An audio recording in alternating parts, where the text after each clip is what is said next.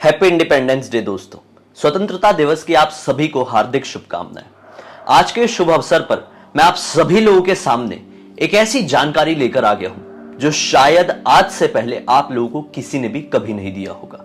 जी हां दोस्तों, ब्लडी सत्य के आज के इस हैरान कर देने वाले बहुत ही ज्यादा अनोखे से एपिसोड में आप सभी लोगों को नर्क में मिलने वाली सजाओं की जानकारी मिलेगी।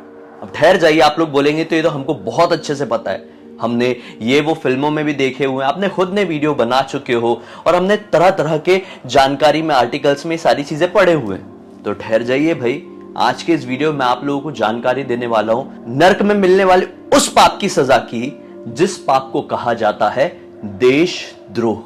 सही सुना आप लोगों ने, आज का ये वीडियो बहुत ही ज्यादा इंटरेस्टिंग होने वाला है। केवल देशद्रोह के पाप की सजा क्या होती है वही नहीं, बल्कि और भी बहुत सारे ऐसे पापों की सजा मैं आप लोगों को बताने वाला हूं जो हम आए दिन में करते हैं। जी हां, नर्क में हर एक पाप की सजा तय है। जी हां, गरुड़ पुराण हमारा एक ऐसा पुराण है जिसमें जीवन का, मृत्यु का, स्वर्ग का, नर्क का बहुत अच्छी तरीके से वृतांत है।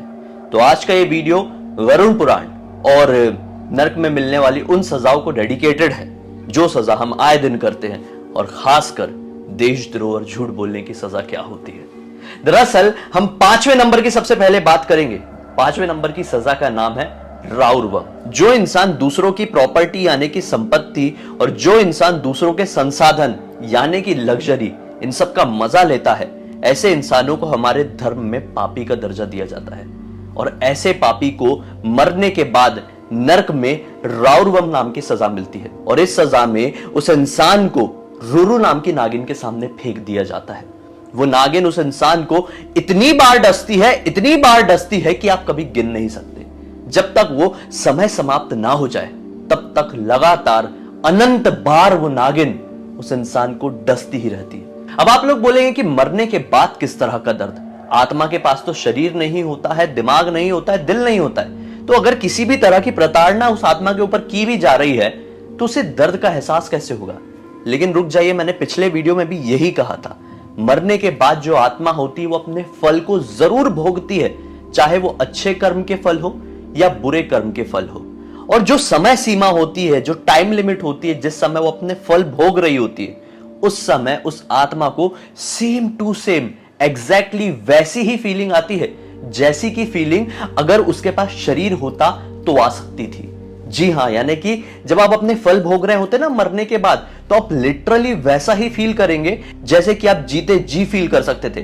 केवल फर्क सिर्फ इतना ही होगा कि आपके पास उस समय शरीर नहीं होगा और जीते जी आप लोगों के पास बेशक शरीर होता है।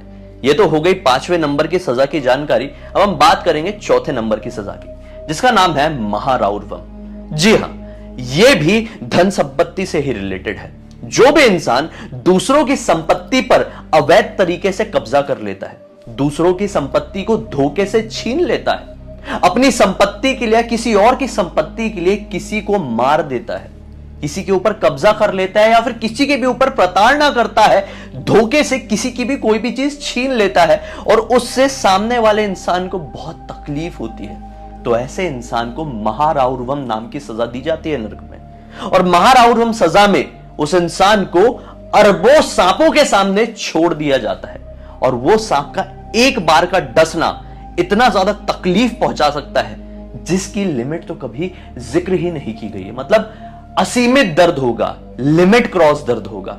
ऐसे अरबों सांपों के सामने फेंक दिया जाता है और वो अरबों सांप उस इंसान को तब तक डसते रहेंगे जब तक उसकी वो समय सीमा, मैंने बताया था ना, फल भोगने का समय समाप्त ना हो जाए। मतलब इतना असहनीय दर्द होगा जिसकी कोई लिमिट नहीं है, और आपकी मृत्यु भी नहीं हो सकती, आप मर भी नहीं सकते, केवल आप तड़पेंगे। मर क्यों नहीं सकते? क्योंकि ऑलरेडी आप मरे हुए, आपके पास शरीर नहीं है, केवल आप प्रताड़नाएं झेल रहे हैं, आप पीड़ाएं झेल रहे हैं और उसके अलावा कुछ नहीं कर सकते। Just imagine. अब हम बात करेंगे 3रे नंबर की सजा की। 3रे नंबर की सजा का नाम है अवीची। यह सजा झूठ बोलने पर मिलती है। हर इंसान अपने जीवन में कभी ना कभी झूठ बोला ही रहता है, झूठी कसम खाया ही रहता है, झूठे सबूत दिखाया ही रहता है, और ये सारी चीजें एक पाप की श्रेणी में आती है। ऐसे इंसान को पापी माना जाता है और मरने के बाद उसे अवीची नाम की सजा दी जाती है। इस सजा में ऐसे इंसानों को लाखों फीट की ऊंचाई से नीचे फेंका जाता है और जिस जमीन में जाकर वो गिरता है उस जमीन के तापमान की तो आप लोग पूछो ही मत। वो इतना ज्यादा गर्म होता है कि अगर आप लोग खुली आंखों से उस जमीन को देख भी लेना तो आपकी आंखों के पकोड़े बन जाएंगे। अब मैं क्या एक्सप्लेन करूं, इतना बड़ा एक्सप्लेनेशन दे दिया। तो जी हां, इतनी बार, असंख्य बार फेंका जाता है जब तक फिर से वो समय सीमा खत्म नहीं हो जाती। इसलिए झूठ बोलते हो, झूठी कसम खाते हो, झूठे सबूत दिखाते हो, तो ये सब आज से ही बंद कर दो। आखिरी में मैं ये भी बताऊंगा कि अगर आप लोग ने ये पाप कर चुके हैं, पिछले वीडियो में भी बहुत सारे पापों के बारे में बताया था और लोगों ने पूछे थे कि भाई ये तो हमने अपनी जिंदगी में कर दिया है, अब कर दिया है तो बचने का तरीका क्या है। इस वीडियो के अंत में वो तरीका भी बताऊंगा जिस तरीके की मदद से आप उस पाप से छुटकारा पा सकते हैं। खैर, अब बात करेंगे दूसरे नंबर की सजा की, और इस सजा का नाम है वैतरणी नदी की सजा। जी हां, वैतरणी नदी। बहुत सारे लोगों ने वैतरणी का नाम जरूर सुने होंगे। ये एक ऐसी नदी है जो कि पानी से नहीं बल्कि इंसानों की गंदगी से बनी हुई है। इंसानों के अगर बाल सड़ जाएं, मांस सड़ जाए, हड्डियां सड़ जाए और खून सड़ जाए, और ऐसा एक इंसान का नहीं, लाखों करोड़ों लोगों के साथ हो, और उन सब की गंदगी अगर एक जगह पर इकट्ठी हो जाए तो उस जगह को कहा जा सकता है वैतरणी नदी, जो कि पृथ्वी में पॉसिबल नहीं है, जो कि सिर्फ और सिर्फ पॉसिबल है नर्क में। नर्क में वैतरणी नदी है। वैतरणी नदी में इतनी ज्यादा इंसानों की गंदगी भरी हुई है जिसको मैं एक्सप्लेन कर भी नहीं सकता। आप जिस लिमिट तक गंदा सोच सकते हो ना, जिस लिमिट का भी, फिर से बोल रहा हूं, जिस भी लिमिट का गंदा सोच सकते हो, सोच लो, वो करोड़ों लोगों का लाकर वहां पर रख दो और ये सोचो कि वैतरणी नदी का वो 1% भी नहीं होगा। तो वैतरणी नदी में इतनी ज्यादा गंदगी भरी हुई है, और जो कोई भी इंसान अपने जीवन में अपनी शक्ति का गलत फायदा उठाता है, अपने धर्म का पालन नहीं करता है, दूसरे धर्म को नीचा दिखाता है, उस इंसान को मरने के बाद वैतरणी नदी का सामना करना पड़ता है। इस नदी में यमदूत उस इंसान की आत्मा को फेंक देते हैं और हजारों करोड़ों जंगली जानवरों को आपके ऊपर छोड़ दिया जाता है। इसके बाद की प्रताड़ना मैं क्या एक्सप्लेन करूं, आप लोग खुद इमेजिन कर सकते हैं दोस्तों।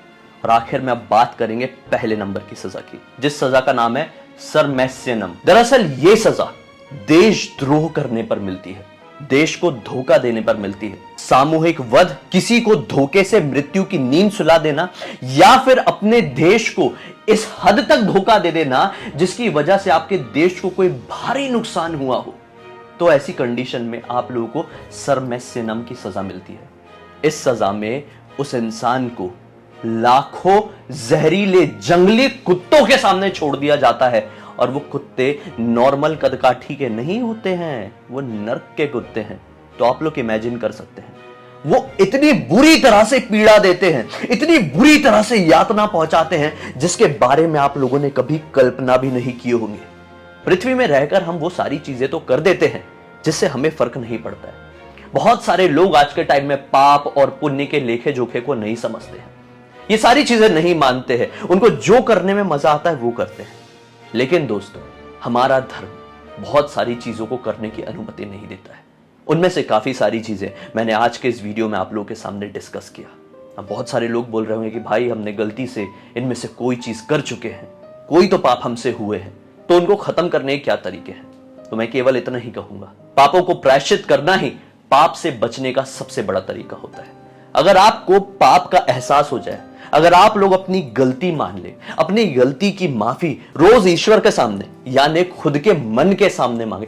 हमारा ईश्वर हमारे मन से बाहर नहीं होता। मतलब कि अगर आप लोगों को अपनी गलती का एहसास हो जाए और आप रोज मन में ये चीज कहें कि हाँ मुझसे एक गलती हो गई, और आप लोग लिटरली उस गलती को मान ले, तो आज की दुनिया में वही सबसे बड़ा प्रायश्चित है। वरना हर एक चीज में घोटाला तो मिला ही हुआ है। केवल अपना मन साफ रखो, और आज से ही जो कोई भी पाप करने की संभावना आपके मन में पैदा होती है, या फिर जो कोई भी पाप किए हो, उन्हें एक्सेप्ट कर लो और कभी मत दोहराओ। बस यही एक सबसे बड़ा तरीका है। उम्मीद करता हूं कि आज के इस वीडियो में दी हुई जानकारी आप लोगों को सरल, आसान और थोड़ी समझ में आई होगी। अच्छा लगा है वीडियो तो इस वीडियो को शेयर जरूर कर देना दोस्तों, ताकि आप सभी लोगों के साथ दूसरों की भी जानकारी बढ़े और साथ ही साथ उनका भी मनोरंजन हो। अब तक इस वीडियो को देखे हैं, पसंद किए हैं तो लाइक जरूर कर देना। चैनल को सब्सक्राइब करके बेल आइकन दबा के ऑल के ऑप्शन में क्लिक करना, क्योंकि इसी तरह के हैरान कर देने वाले अनोखे वीडियो आप लोगों के सामने डेली लेके आते रहता हूं। इन सारी लिंक इस वीडियो के डिस्क्रिप्शन बॉक्स में मिल जाएगी भाई, क्लिक करके डायरेक्टली वहां पर पहुंच जाना। और आप लोग के पास भी कोई भी सुझाव या टॉपिक है तो लिंक भेजना, हो सकता है मेरा अगला वीडियो आप लोगों की कहानी, सुझाव या टॉपिक के साथ ही बन रहा हो। चलिए कल फिर से मिलते हैं, तब तक के लिए बहुत बहुत धन्यवाद। आप लोगों का दिन शुभ हो। फिर से एक बार जय हिंद, वंदे मातरम।